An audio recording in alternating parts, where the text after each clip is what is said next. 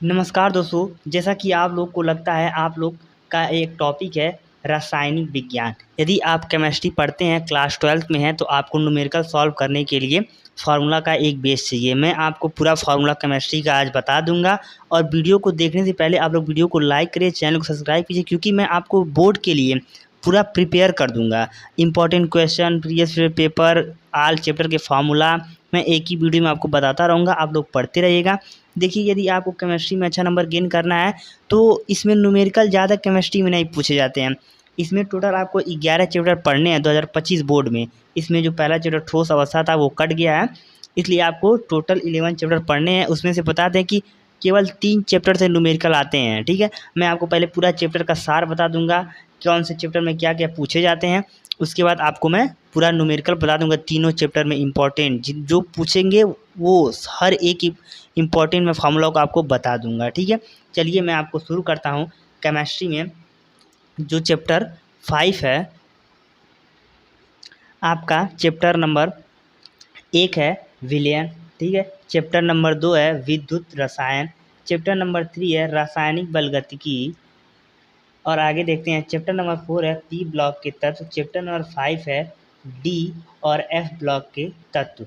Chapter number 6 है उप सहसंयोजन यौगिक। चैप्टर नंबर 7 है हेलो एल्केन एवं हेलो एरीन। चैप्टर नंबर 8 है एल्कोहल फिनाल ईथर। ठीक है, इतना चैप्टर आपको है। इसके बाद आपके पास 2 चैप्टर और है। एक है चैप्टर नंबर 8 एमीन और चैप्टर नंबर 11 जैव अणु। ठीक है फ्रेंड, इतने चैप्टर आपको है, इतने चैप्टर आपको पढ़ने हैं। इसमें से देखिए, जो पहला 3 चैप्टर है कौन सा, ये विलयन, विद्युत रसायन और रासायनिक बलगति, ये 3 चैप्टर से न्यूमेरिकल आते हैं। इनको कहते हैं फिजिकल केमिस्ट्री। ठीक है, ये 3 चैप्टर को कहते हैं फिजिकल केमिस्ट्री, जहाँ से न्यूमेरिकल पूछे जाते हैं।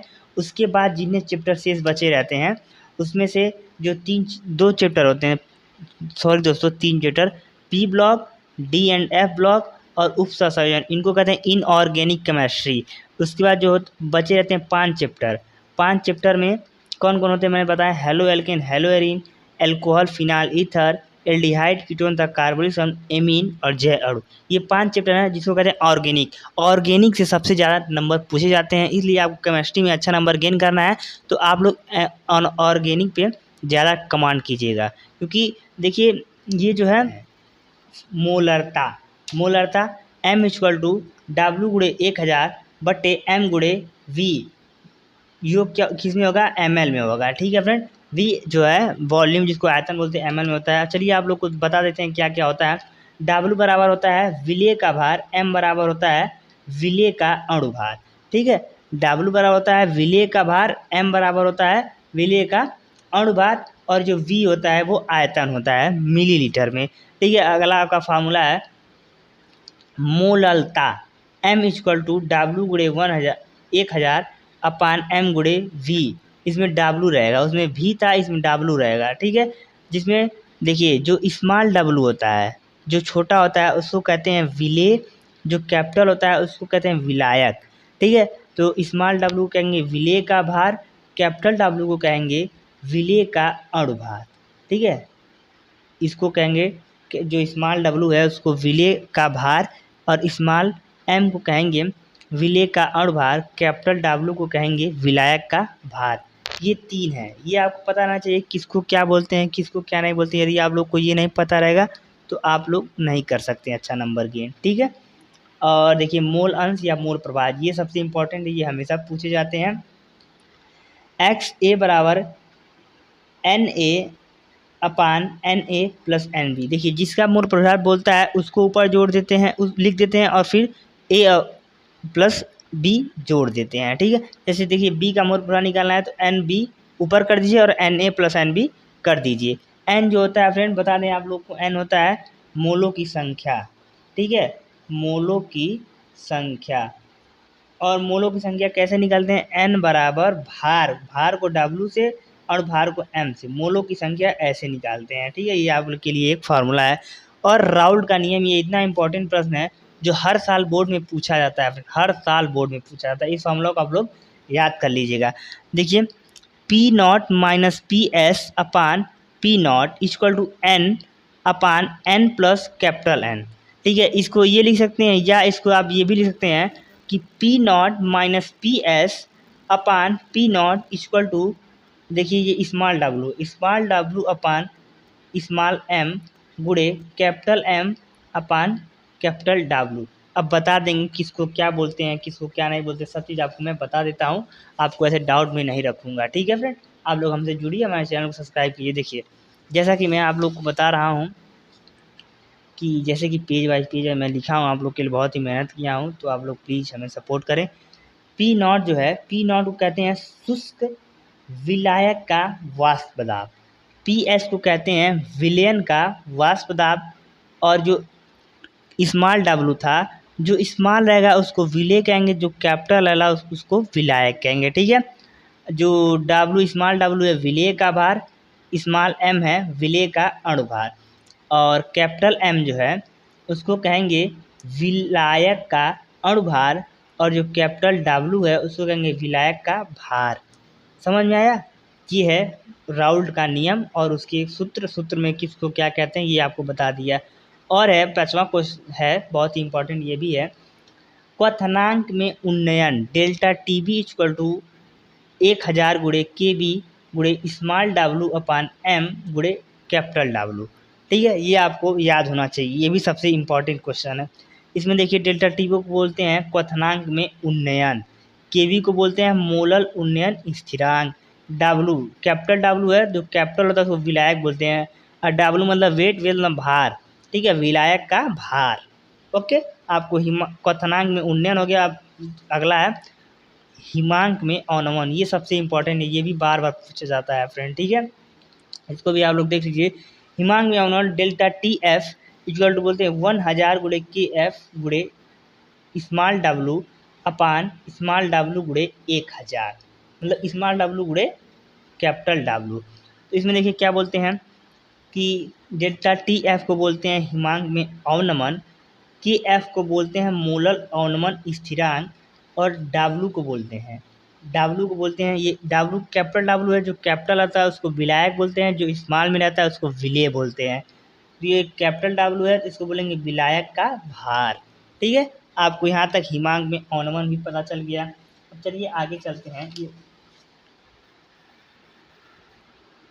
आपका अगला टॉपिक है हेनरी का नियम, ये सबसे इम्पोर्टेंट है, इस पर न्यूमेरिकल हमेशा पूछे जाते हैं।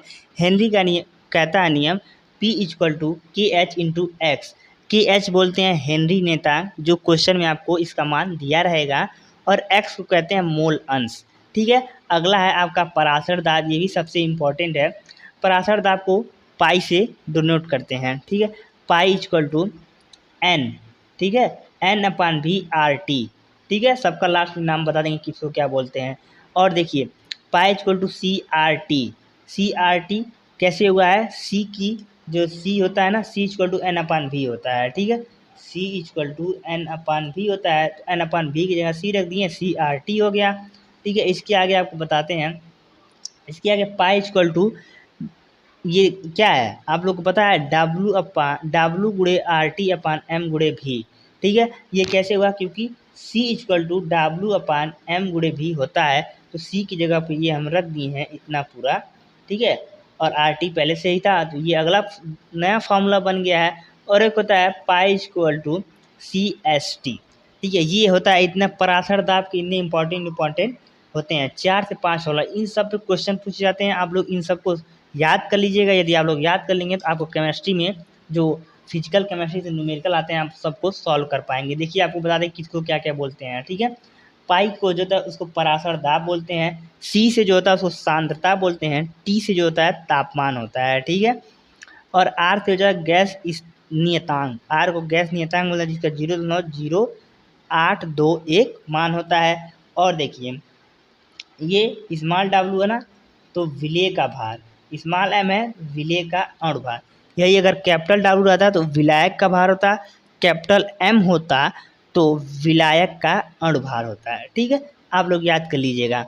मैं आपको बता देता हूँ, जैसे कि अगर मान लीजिए छोटा रहेगा, स्मॉल में रहेगा तो उसको हम लोग कहेंगे विलेय।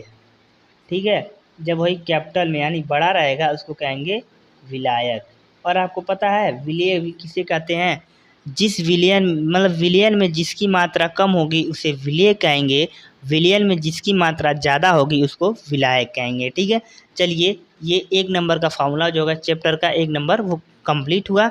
इसी में से क्वेश्चन पूछे जाते हैं न्यूमेरिकल। अब चैप्टर 2 पे चलते हैं। ठीक है फ्रेंड, फार्मूला चैप्टर 2 का आ गया है। चैप्टर 2 में सबसे इम्पोर्टेंट फार्मूला ये है, हर बार पूछा जाता है सेल का विद्युत वाहक बल कैसे निकालते हैं। देखिए सेल का विद्युत वाहक बल निकालने के लिए आप ई सेल कर दीजिए, तो E not cathode minus E not anode, इन दोनों का मान दिया रहेगा, आप माइनस कर दीजिएगा ई सेल, मतलब सेल का विद्युत वाहक बल आपको मिल जाएगा। ठीक है, अगला है नर्नर समीकरण। ये इतना इंपॉर्टेंट है, हर क्वेश्चन में, हर जो बोर्ड एग्जाम का सेट होता है 7 सेट बनता है, 7 सेट में नर्नर समीकरण से न्यूमेरिकल या इसकी समीकरण पूछ दिया जाता है। ठीक है, आप दोनों हम आप लोग को बता देते हैं। नर्नर समीकरण ये होता है m पे power n plus N E, इसका रिएक्शन होता है तो कैपिटल M बनता है। ठीक है, इसका ये समीकरण हो गया। ये सूत्र ये है E equal to E not minus R T upon N F log E. ठीक है, लॉग ई 1 अपान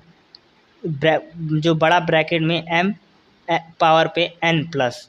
ठीक है, अब आप लोग को बता देते हैं इनमें से किनको किनको क्या क्या बोलते हैं। ई से जो होता है फ्रेंड, ई से जिसको प्रदर्शित करते हैं इसको इलेक्ट्रोड विभव प्रदर्शित करते हैं। ई नॉट जो होता है उसको मानक इलेक्ट्रोड कहते हैं। आर जो होता है उसको गैस नियतांक बोलते हैं, और गैस नियतांक का मैंने वैल्यू पीछे आपको बता दिया है। टी जो होता है वो परम ताप होता है। ठीक है, परम ताप। और एन जो होता है, आप दिख नहीं रहा होगा, मैं आपको बता दे रहा हूँ, एन जो होता है वो इलेक्ट्रॉनों की संख्या होती है। एफ जो होता है फैराडे नियतांक, और इसकी जो मान होता है वो 96500 होता है। ठीक है, आप लोग को ये पता होना चाहिए नर्नर समीकरण। आप देखिए केवल केमिस्ट्री में 3 ही चैप्टर है, 3 चैप्टर में फार्मूले हैं, और किसी चैप्टर में न्यूमेरिकल नहीं पूछे जाते हैं। आप इन्हीं चैप्टर का न्यूमेरिकल को याद कर लीजिएगा। आपका अगला है चालकत्व। चालकत्व किसको कहते हैं? C equal to 1 upon R. ठीक है, C से चालकत्व कहते हैं, और I मतलब 1 अपान आर, आर को प्रतिरोध कहते हैं। ठीक है, विशिष्ट चालकता, विशिष्ट चालकता के से क्या होता है, इसको के क्या बोलते हैं फ्रेंड? कप्पा बोलते हैं। ठीक है, L upon R A, L से लंबाई, आर से प्रतिरोध, ए से क्षेत्रफल मतलब एरिया। अब आपको तुल्यांकी चालकता, तुल्यांकी चालकता को लेमडा ई क्यू से प्रदर्शित करते हैं। इसका होता है कप्पा मतलब के, कप्पा को क्या बोलते हैं? विशिष्ट चालकता गुणे 1000/n। n जो होता है इसको बोलते हैं नार्मलता। ठीक है फ्रेंड, इसको बोलते हैं नार्मलता। यहाँ मैंने आपको लिख के बता दिया है। और आगे चलते हैं मोलर चालकता। देखिए आपने चालकत्व तो पढ़ा, विशिष्ट चालकता, तुल्यांकी चालकता, अब है मोलर चालकता। ठीक है, इसको लेमडा m से प्रदर्शित करते हैं। इसका फार्मूला भी हो जाता है कप्पा गुणे 1000/m, उसमें n था नॉर्मलता, इसमें m है मोलरता। ठीक है, कप्पा विशिष्ट चालकता है, इसको के कहते हैं। के होता है, देखिए आपको बता दें कंफ्यूज ना रहिएगा, एक होता है के, ठीक है, और एक होता है जो के से बहुत ही मतलब छोटा होगा, जो छोटा के बनता है ना उसको कहते हैं कप्पा। ठीक है, और एक है लास्ट है बहुत ही इंपॉर्टेंट है इस चैप्टर, कोलराउस का नियम। कोलराउस का नियम कहता है लेमडा m अनंत पे, जब कुछ किसी चीज़ का तनख्वाह अनंत पे निकालते हैं तब होता है lambda m plus lambda a पे प्लस लेमडा b पे प्लस। ठीक है, इसको याद कर लीजिएगा, इसी रिलेटेड प्रश्न पूछे जाते हैं, कोलराउस के रिलेटेड बहुत ही न्यूमेरिकल पूछे जाते हैं। आप लोग इस फार्मूलों को याद कर लीजिएगा और प्रैक्टिस करिएगा, आपको अच्छा नंबर जरूर मिलेगा। अब चलिए चैप्टर नंबर 3 पे चलते। प्रश्न नहीं है, मतलब कि ज़्यादा सूत्र नहीं है, 1 से 2 सूत्र है, मैं आपको बता देता हूँ। जैसे कि देखिए एक सूत्र है a प्लस बी और सी के लिए, मतलब कि जब दो अभिकर्मक मिलते हैं तो एक उत्पाद बनता है। जब कभी दो अभिकर्मक मिलेंगे और एक उत्पाद बनेगा तो उसमें क्या घटना होती है पता है? अभिकर्मक घटता है, उत्पाद बढ़ता है। इसलिए देखिए इसका होता है एक सूत्र बनता है minus delta A upon delta T. Minus क्यों हुआ? क्योंकि अभिकर्मक घट रहा है, इक्वल टू माइनस बी मतलब delta B upon delta T होता है। ठीक है, ये भी माइनस में क्योंकि ये अभिकर्मक है। और देखिए प्लस डेल्टा सी अपन डेल्टा टी, ये प्लस क्यों है? क्योंकि यह उत्पाद है, जब अभिकर्मक घटता है तो उत्पाद बढ़ता है। ठीक है फ्रेंड, ये आपको पता होना चाहिए। और एक है सबसे इंपॉर्टेंट, इसमें पूछा जाता है अर्ध आयुकाल, इसको T1/2 इक्वल टू 0.693/K। ठीक है, के को कहते हैं वेग स्थिरांक। ओके, ये सबसे इंपॉर्टेंट है इस चैप्टर में। और वेग स्थिरांक कैसे निकालते हैं इसका भी एक फॉर्मूला है, वेग स्थिरांक का फॉर्मूला आप लोग याद कर लीजिएगा। इसका formula K equal to 2.303/T log a/ax। आपको बता दें इनमें से किसको क्या बोलते हैं। k को बोलते हैं वेग स्थिरांक, t को बोलते हैं समय, a को बोलते हैं प्रारंभिक सांद्रता और ax जो है यहाँ पे उसको बोलते हैं t समय के बाद सांद्रता। ठीक है फ्रेंड, आपको मैंने 1 से 3 चैप्टर के सभी इंपॉर्टेंट फॉर्मूलों को बता दिया हूँ। यदि आपको वीडियो अच्छी लगे तो वीडियो को लाइक कीजिएगा, चैनल को सब्सक्राइब कीजिएगा। आप लोग हमें छोटा भाई समझ के ज़रूर सपोर्ट करें। धन्यवाद। राधे राधे।